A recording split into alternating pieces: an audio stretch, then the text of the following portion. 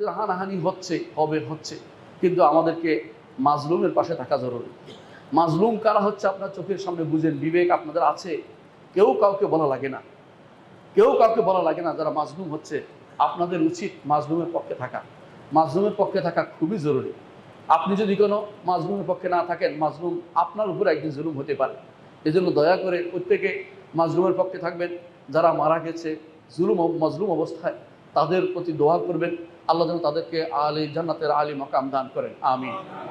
মনে রাখবেন, অনেক মানুষ আছে হয়তো তারা অনেক গুনাহ করেছে, হয়তো তারা গুনাহটা করেছে, কিন্তু যখন মাজলুম হিসেবে মারা যায় তাদের কিন্তু মর্যাদা উন্নীত হয়ে যায়।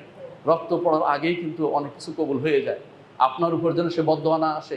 আপনি অনেক কিছু, আপনার অনেক ক্ষমতা, কিন্তু একটা সময় আসবে আপনিও কিন্তু আল্লাহর কাছে যেতে হবে।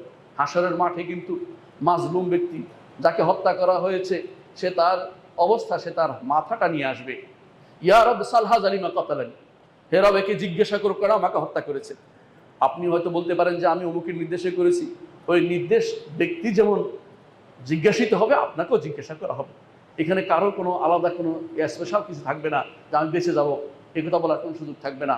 আপনি জালেম হবেন না, মাজলুমের পক্ষ নিন এবং দোয়া করি আল্লাহর কাছে, আল্লাহ যেন আমাদেরকে সুবুদ্ধি দেয়, আমাদের দেশটাকে হেফাজত করে, আমাদের দেশটাকে অন্যায় আচরণ এবং বিভিন্ন রকমের জুলুম থেকে আমাদেরকে মুক্ত করে, এবং আমাদের দেশের মধ্যে এমন কোনো কিছু না আসে যেই কারণে আমাদের দেশের উপর কাফেররা কোনো হস্তক্ষেপ করতে পারে।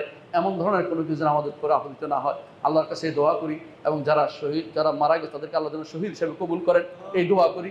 এবং আল্লাহর কাছে দোয়া করি তাদের জন্য, যারা ঈমান নিয়ে মারা গেছে তাদের শাহাদত তাদেরকে আল্লাহ তাআলা নসিব করেন, এবং তাদেরকে আল্লাহ ক্ষমা করে দেন, তাদেরকে জান্নাতের উঁচু মাকাম দান করেন, উঁচু মাকাম সমূহ কোনো কিছু দান করেন। আল্লাহর কাছে দোয়া করছি।